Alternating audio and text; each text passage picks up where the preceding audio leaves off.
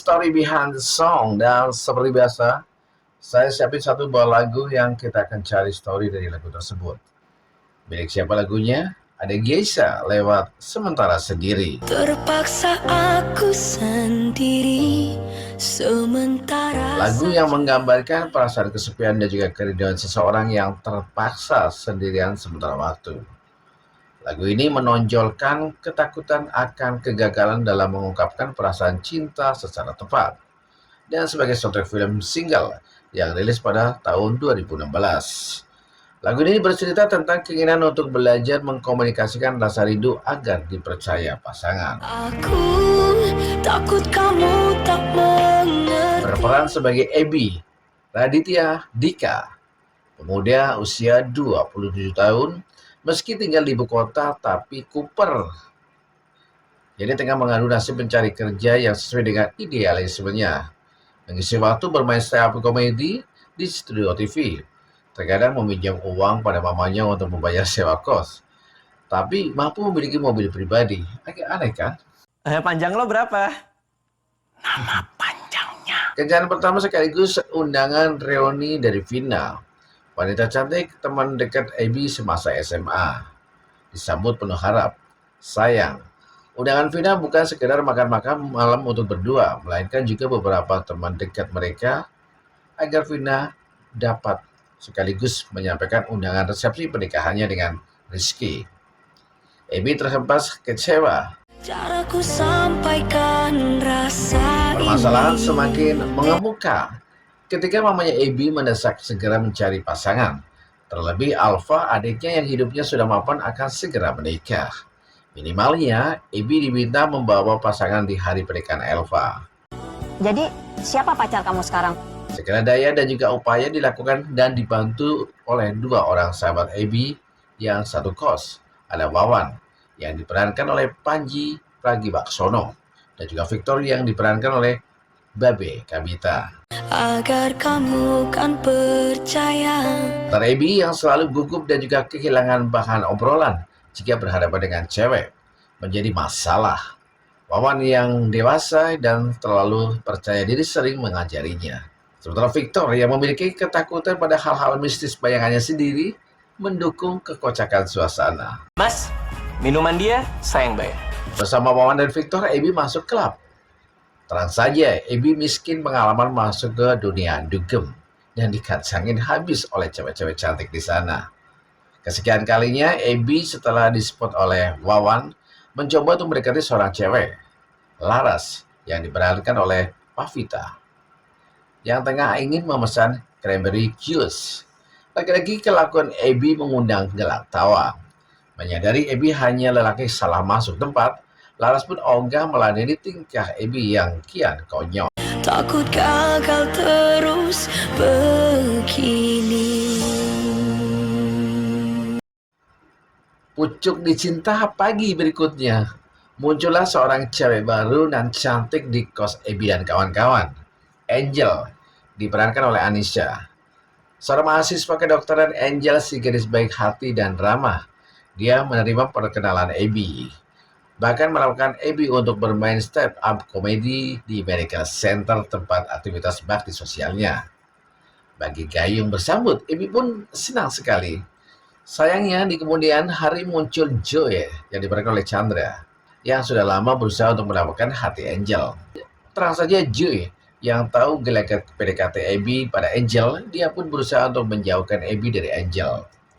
Ebi nyaris putus asa, lagi-lagi sebagai sahabat, Wawan dan Victor memberikan dukungan sepenuh jiwa dan raga agar Ebi jangan langsung menyerah karena Joy belum tentu ada tanda-tanda sudah ada jadian dengan Angel.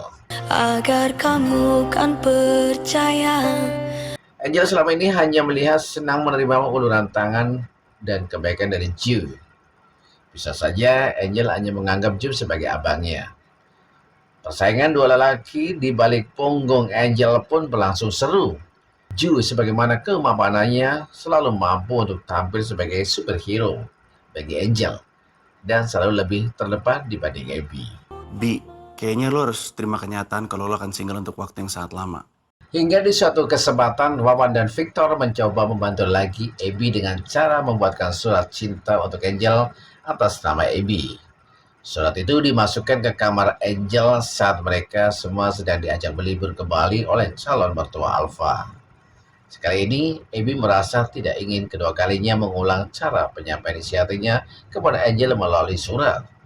Karena yang Abby pernah dengar, Angel lebih suka pada seseorang yang mengungkapkan isi hatinya secara langsung. Nekat, Abby menerobos kamar Angel yang tengah kosong seusai dibersihkan oleh room service. Begitu mendapatkan sepucuk surat tersebut, Abby kepergok oleh Angel dan Ji. Buru-buru, Abby berusaha untuk menjelaskan sambil merobek surat tersebut tanpa ia cek dulu isinya. Abby salah alamat. Surat yang ia robek ternyata bukan surat untuk Angel, melainkan surat yang berisi puisi dari Ibu Marjan, pasien medical center. Angel kecewa dan sedih sekali.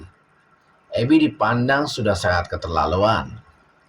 Surat Abby buatan Wawan dan Victor sudah salah masuk kamar, jadi ke kamar Ju. Terang saja nasib sial menimpa Abby. Surat cintanya bukannya sampai ke tangan Angel, malah mendapat kemarahan dari Angel karena Abby secara sok tahu merobek begitu saja tulisan puisi dari pasiennya. Imut banget gelasnya. Oh, enggak. Gua nggak biasa pakai gelas kecewe-cewean gini. Dan belakangan diketahui kalau Bu Marjan adalah ibunya Angel. Caraku sampaikan rasa ini. Persahabatan Abby dengan Wawan dan Victor pun berujung pertengkaran. Abby balik menohok status pacarnya Wawan dan Victor. Menurutnya buat apa Wawan punya pacar tetapi jalan sendiri-sendiri. Malah diduga ceweknya Wawan sering jalan dengan cowok lain. Dan buat apa Victor bersedia punya pacar hasil dijodohkan oleh orang tuanya. Tak terbatas hingga peristiwa mengenaskan di Bali. Lakon Abby di step up comedy show berikutnya menjadi garing karena sudah patah semangat. Disusul pula Abby harus keluar dari kosnya karena belum lagi melunasi tunggakan sewa kos. Dan bersamaan itu juga, Angel pergi ke luar kota untuk sebuah urusan. Aku takut kamu tak mengerti. Keberuntungan Abby tidak disangka. Di saat suasana mengeruk, Abby datang kembali ke kosnya yang lama untuk meminta maaf pada Victor dan Wawan. Bersambut hangat. Setelah mereka rujuk lagi, Wawan mengundang Abby untuk mengisi stand-up komedi di acara TV interview penerbitan buku karya Wawan. Dan diam-diam, Wawan menghubungi Angel agar melihat tayangan televisi saat Abby sedang show. Bu Marjan, ibunya Angel, langsung mengenali sosok Abby di TV. Lantas Bu Marjan mengatakan, dia itu orang baik hati yang sudah mampu membantu mengembalikan ingatannya karena memberikan resep nasi goreng kambing. Sehingga ingatan Ibu Marjan pulih dan bisa kembali lihai memasak seperti dahulu. Di hari pernikahan Alfa tak disangka oleh Abby, Angel muncul. Sebelumnya Angel sudah menerima penjelasan permasalahan di Bali dari Victor dan Wawan. Dan Angel pun bisa mengerti. Angel sangat berterima kasih pada Abby karena dialah orang yang membantu proses penyembuhan ibunya. Oke, dari ringkasan cerita tadi bisa diambil poin-poin menarik atau yang ada di film single ya. Kadang kebahagiaan bisa datang gak hanya dari pacaran, permesraan, dan sayang-sayangan, tetapi justru dari bagaimana kita membuat orang lain tersenyum. Bahagia itu datang dengan membuat teman-temanmu bahagia. Membuat orang lain bahagia karena kita membuat sesuatu yang berguna untuknya.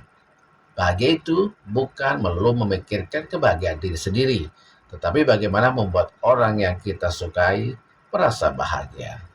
Oke, pastikan untuk Anda lebih jelasnya, tonton lagi film single. Terima kasih udah gabung di Story Behind the Song kali ini. Sampai ketemu lagi di video berikutnya. Dah. Takut gagal terus.